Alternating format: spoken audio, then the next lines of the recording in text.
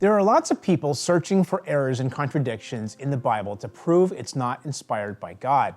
They think if it contains a single discrepancy, then it cannot be God's word, since God is perfect by definition.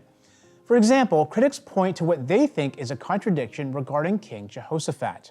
In 2 Chronicles 17, 5 and 6, it says that Jehoshaphat removed the high places of worship, but 1 Kings 22, 42 and 43, and 2 Chronicles 20, 31 to 33 say that he did not remove the high places. Skeptics make the mistake of thinking that because the Bible has some alleged discrepancies and anomalies like this, that it must be an error and therefore cannot be God's word. But as Detective Warner Wallace, who has conducted countless police investigations, points out, these differences are expected from true and actual eyewitness accounts and actually bring authenticity to them. As a matter of fact, if there were no differences or anomalies, then that would be suspect. Indeed, if the biblical text had no variances, then ironically, these same people who attack the Bible for its alleged errors would then claim that the biblical writers colluded and that there was some sort of a conspiracy going on. So the differences in the accounts actually bring authenticity to them.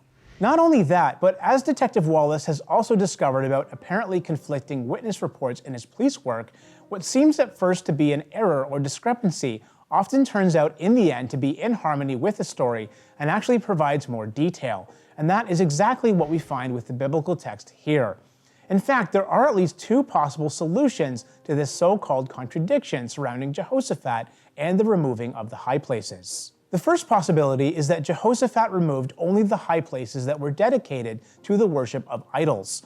According to Christian apologist Dr. Jason Lisle, in 2 Chronicles 17, the word Asherim, translated groves in some English versions, indicates the image of a specific Canaanite goddess.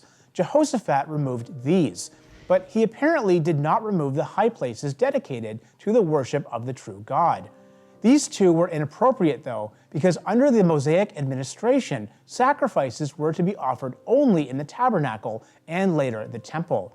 But Jehoshaphat perhaps considered this a lesser sin, or maybe he was simply unable to prevent the people from sacrificing to God at these high places. The other possibility is that Jehoshaphat did remove some or all of the high places when he took the throne, but as time went on, the people built new ones. When we read Kings and Chronicles, we see how high places were a recurring issue, as they were easy to build and were part of the festering idolatry in Israel. So these could be the high places that Jehoshaphat did not remove. In either case, there is no true contradiction.